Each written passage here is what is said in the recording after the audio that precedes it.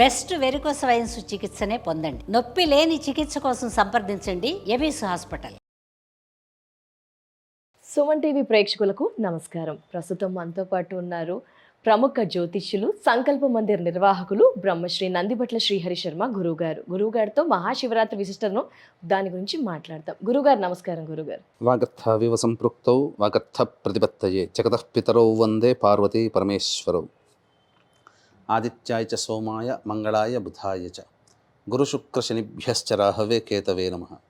శృంగేరి జగద్గురు పీఠాధిపతులకి, కంచి పీఠాధిపతులకి నమస్కారములు తెలియచేసుకుంటూ కార్యక్రమాన్ని ప్రారంభిద్దాం. గురువుగారు, మరి మహాశివరాత్రి విశిష్టతను తెలియజేస్తారా గురుగారు? శాస్త్రం ప్రకారం మేమంతా కూడా ఏ విధంగా చేసుకోవాలి, ఎలా సిద్ధం పడాలి అదంతా కూడా. సంవత్సరానికి ఒక్కసారి వచ్చేటువంటిది మహాశివరాత్రి.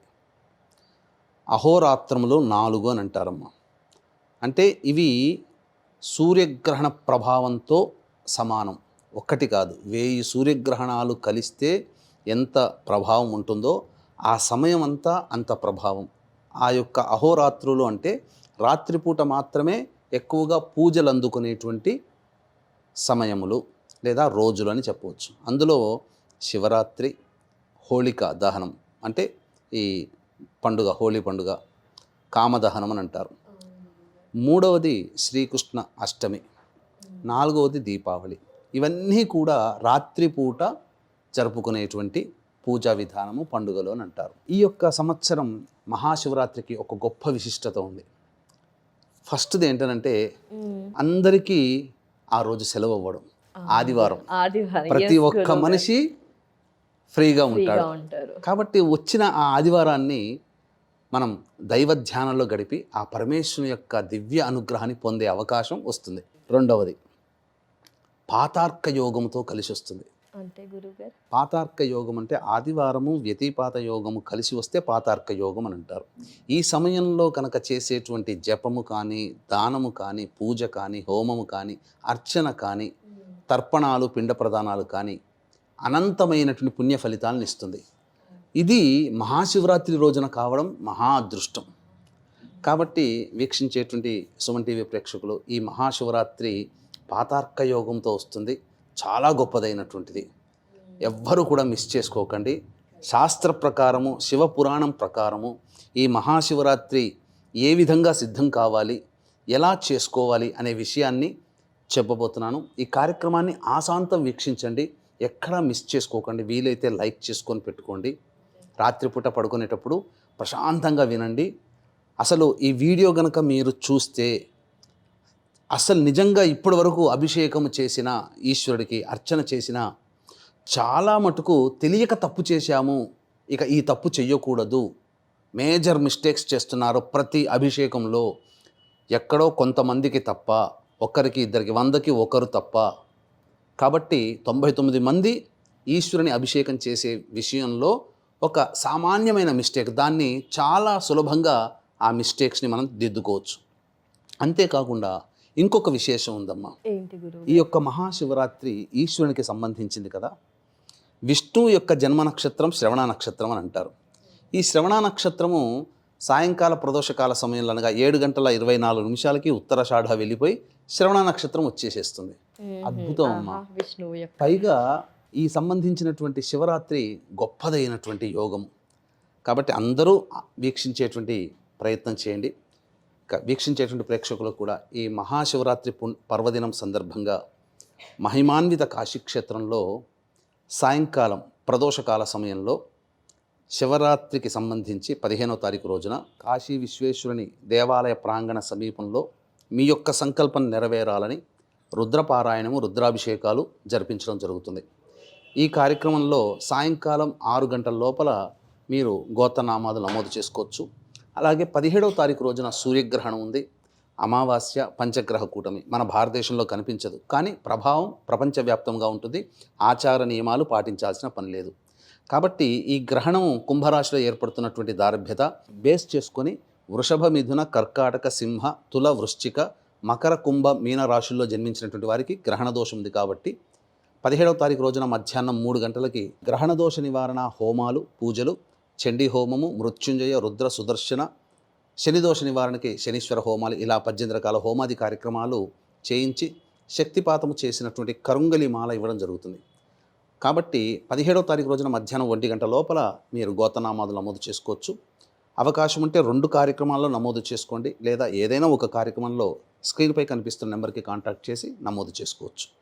ఇక విషయానికి వస్తేనమ్మా, ఈ మహాశివరాత్రి రోజున ఏ విధంగా సిద్ధం కావాలి, దానికి అంటే చతుర్దశి రాత్రి ఉంటే మహాశివరాత్రి, ముందు రోజు అయినటువంటి త్రయోదశి తిథి నుంచి సమాయత్తం అవ్వాలి.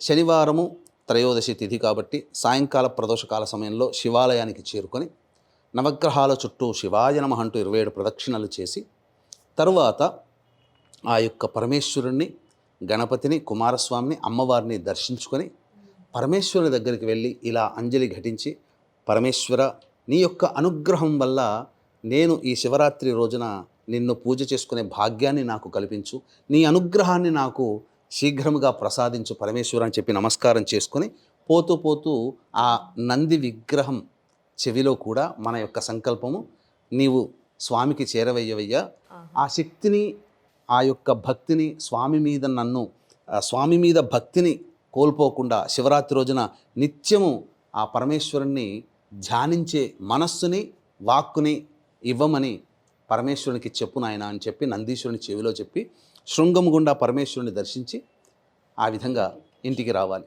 రాత్రిపూట వీలైతే భూషయనం చేస్తే చాలా మంచిది. ఇక ఆ రోజున దాంపత్యము పనికిరాదు, భోజనం పనికిరాదు. అవకాశం ఉంటే ఉపహారము, పండ్లు, పాలు తినవచ్చు.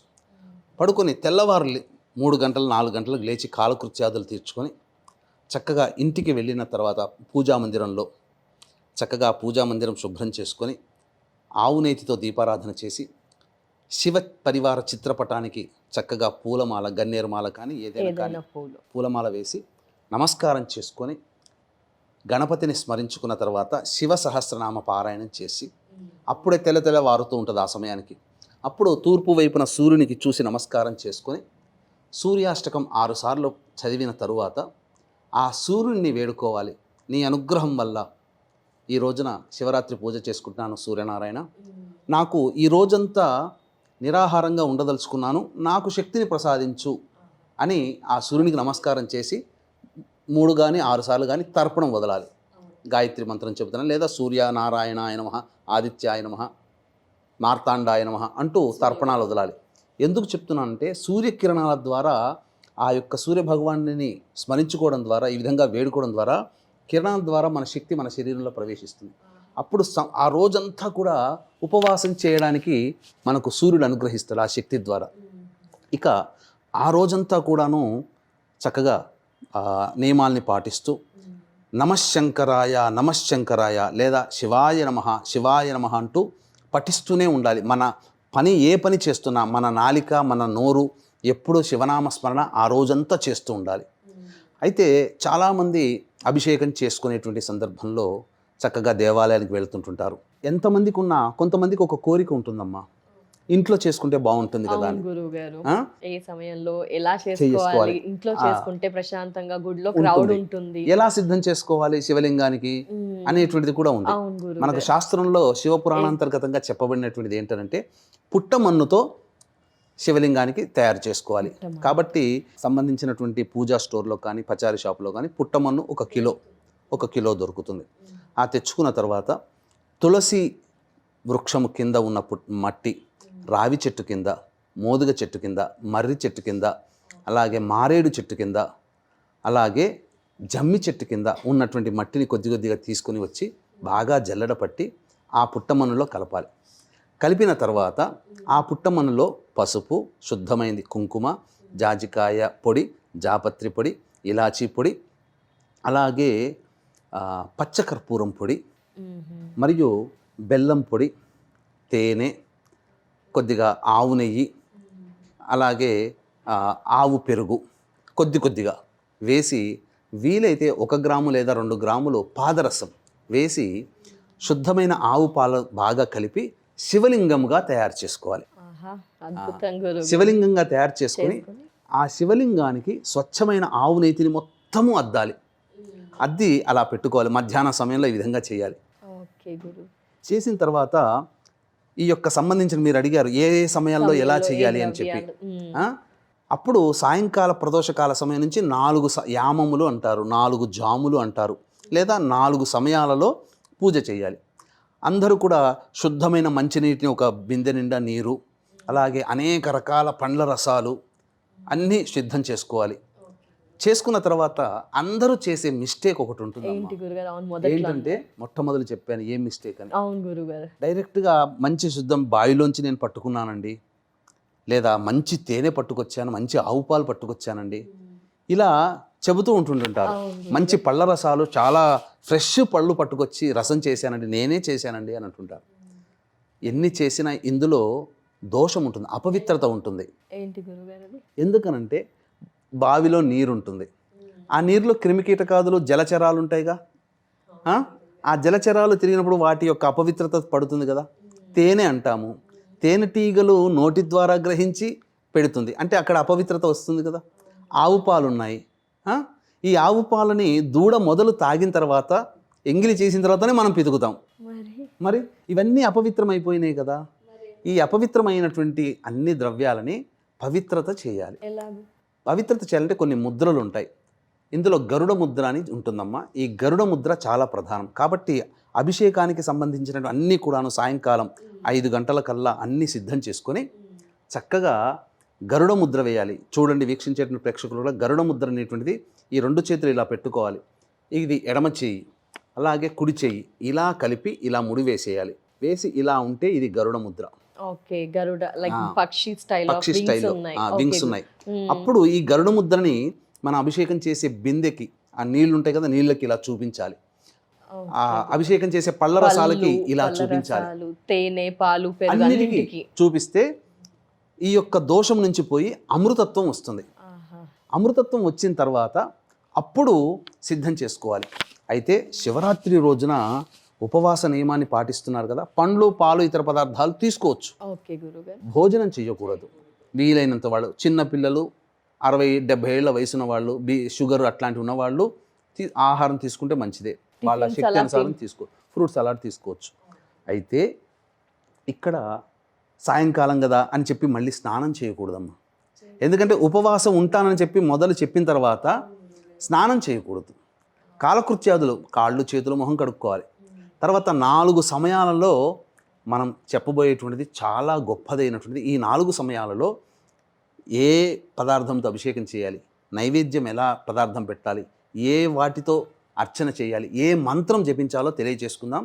ఈ 4 సమయాల్లో సాయంకాల ప్రదోషకాల సమయం నుంచి, అనగా సాయంకాలం మొదటి యామము 6 గంటల 6 నిమిషాల నుంచి 9 గంటల 5 నిమిషాల వరకు మొదటి సమయం. ఈ సమయంలో ఆ పరమేశ్వరుడి శివలింగానికి ఆవు పాలతో అభిషేకం చేయాలి, గంధముతో అలంకారం చేయాలి, చేసి పచ్చని పూలు లేదా తామర పుష్పాలతో అర్చన చేయాలి. నైవేద్యంగా పెసరపప్పుతో వండినటువంటి అన్నాన్ని పెసర పొంగలి అని అంటారు. ఆ పెసర పొంగలి నైవేద్యంగా పెట్టాలి. ఈ సమయంలో పఠించాల్సినటువంటి మంత్రము ఓం హ్రీం ఈశానాయ నమః అనే నామాన్ని 108 సార్లు పఠించాలి. దీంతో అయిపోతుంది. తర్వాత మొదటి పూజా సమయం అయిపోతుంది. రాత్రి 9 గంటల 30 నిమిషాల నుంచి 12 గంటల వరకు ఈ యొక్క సంబంధించినటువంటి సమయం. ఈ సమయంలో ఆవు పెరుగుతో పరమేశ్వరునికి అభిషేకం చేయాలి. అలాగే విభూతితో అలంకరణ చేసి చక్కగా ఈ సంబంధించినటువంటి జాజి పూలు, మల్లెపూలు లేదా తులసి దళాలతో ఆ పరమేశ్వరుని అర్చించాలి. నైవేద్యముగా బెల్లం పాయసం నైవేద్యంగా పెట్టాలి. ఇక ఈ సమయంలో జపించాల్సినటువంటి మంత్రం ఓం హ్రీం అఘోరాయ నమః 108 సార్లు చేయాలి. ఇక 3వ సమయం చాలా విశిష్టమైనటువంటి సమయము, అందరికీ కూడా ఎదురు చూసేటువంటిది ఏంటనంటే లింగోద్భవ కాల సమయము.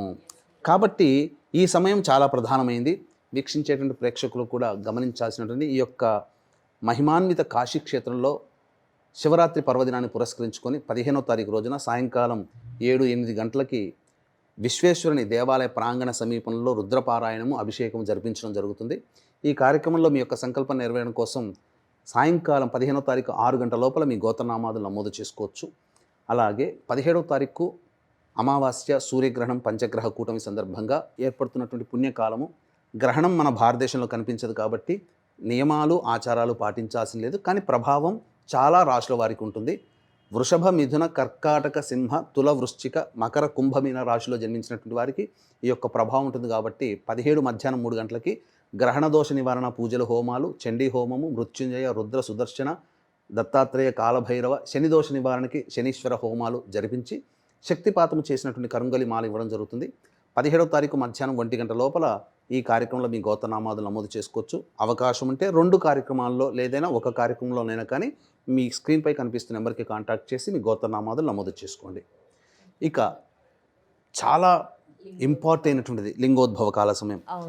మధ్యరాత్రి 12 గంటల 20 నిమిషాల నుంచి 3 గంటల 5 నిమిషాల తెల్లవారుజామున వరకు అభిషేకము ఆవు నేతితో అభిషేకం చేయాలి. తర్వాత బిల్వ దళాలతో అలంకరణ చేయాలి. తర్వాత ఎర్రటి పుష్పాలతో అర్చన చేయాలి.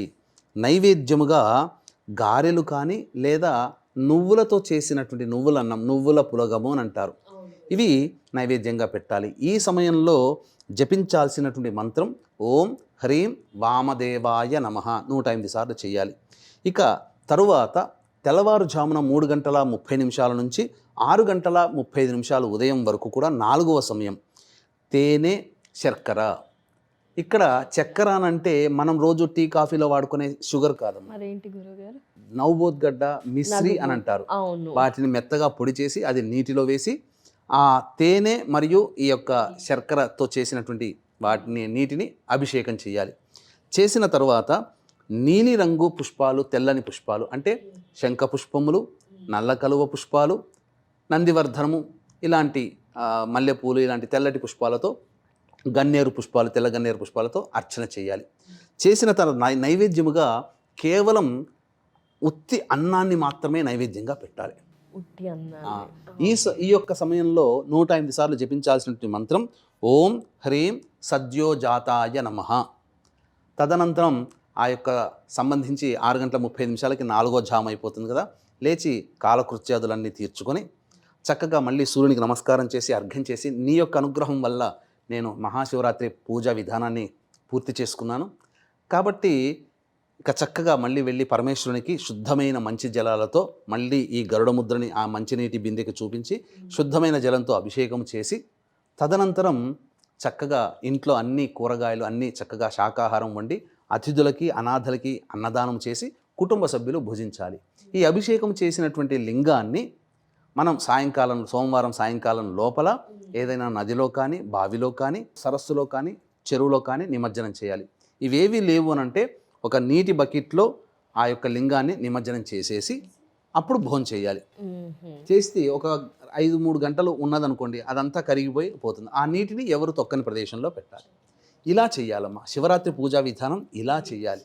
మీకు ఎక్కడా కూడా ఈ విధానంగా మీకు తెలియదు. చాలా అయితే అందరూ ఎదురు చూస్తున్నటువంటిది లింగోద్భవ కాల సమయం. చాలా విశిష్టతమ్మా. ఈ లింగోద్భవ కాల సమయము మనకు మధ్యరాత్రి 12 గంటల 25 నిమిషాల నుంచి 12 గంటల 36 నిమిషాల వరకు ఉంటుంది. ఈ సమయంలో ఏకధారగా నమశ్శంకరాయ నమశ్శంకరాయ, శివాయ నమః శివాయ నమః అంటూ ఆ తేనెని లేదా ఆవు నేతిని ధారగా పోస్తూ అభిషేకం చేయాలి. చేసిన తర్వాత అవకాశం ఉంటే ఈ సమయంలోనే బిల్వదళాలతో ఈశ్వరుని నామాలతో అర్చన చేయాలి. ఇలా అన్నా చేయాలి. ఇవేవి మాకు సమయానికి చిక్కలేదు ఉండనంటే కనీసము ఆ శివాలయంలో ఆ లింగోద్భవ కాలం చెప్పిన సమయంలో బిల్వదళాలు అయినా పెట్టాలి. మాకు అది కూడా మాకు దొరకలేదండి అంటే కనీసము ఆ శివలింగం మీద పెట్టినటువంటి బిల్వదళంతో ఉన్నటువంటి పరమేశ్వర శివలింగ స్వరూపాన్ని చూసి నమస్కారం చేసుకున్న చాలట ఆ లింగోద్భవ కాలం చేసినటువంటి అభిషేక పుణ్య ఫలితం దక్కుతుంది. మానవుడి యొక్క ఆ లింగోద్భవ కాలంలో ఆ పరమేశ్వరుని శివలింగాన్ని దర్శించి సంకల్పం చెప్పుకుంటే అచిరకాలంలోనే వేగముగా సంకల్పం నెరవేరుతుంది అని చెప్పడంలో ఏమాత్రం సందేహం లేదు అని చెప్పవచ్చు. తప్పకుండా చాలా అద్భుతంగా వివరించారు గురువు గారు. మునుపెన్నడూ కూడా వినలేదు. శివరాత్రిని ఏ విధంగా చేసుకోవాలి, విశిష్టతను ఎస్పెషల్లీ మనకు అభిషేకం విషయంలో కూడా మంచి క్లుప్తంగా వివరించి పూర్తి వివరణ తెలియజేసినందుకు ధన్యవాదాలు గురువు గారు. నమస్కారం. సర్వం శ్రీ ఉమామహేశ్వర పరబ్రహ్మార్పణమస్తు.